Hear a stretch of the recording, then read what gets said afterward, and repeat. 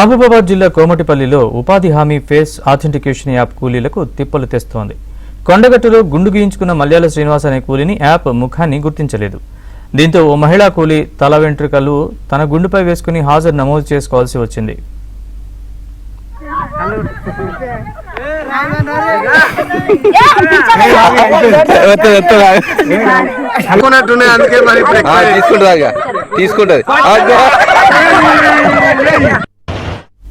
మేము కోమటిపల్లి వాస్తవ్యులము. మేము ఉపాధి హామీ కూలీలము.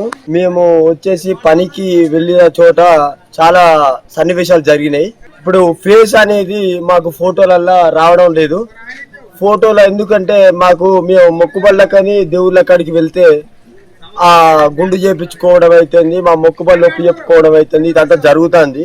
తిరుపతికి వెళ్తే ఏం జరిగిందంటే మేము మొక్కుబడి ఒప్పు చెప్పుకొచ్చినాక మాకు గుండు అనేది చేత ఫేస్ ఒకటి పడతలేదు. కేంద్ర ప్రభుత్వం మా ఏలు ముద్దర్లు, మా ఫేస్ రికగ్నైజేషన్లు ఇవన్నీ బంద్ చేసి మాకు కేంద్ర ప్రభుత్వం సహాయం చేయాలని దయచేసి కోరుకుంటున్నాం.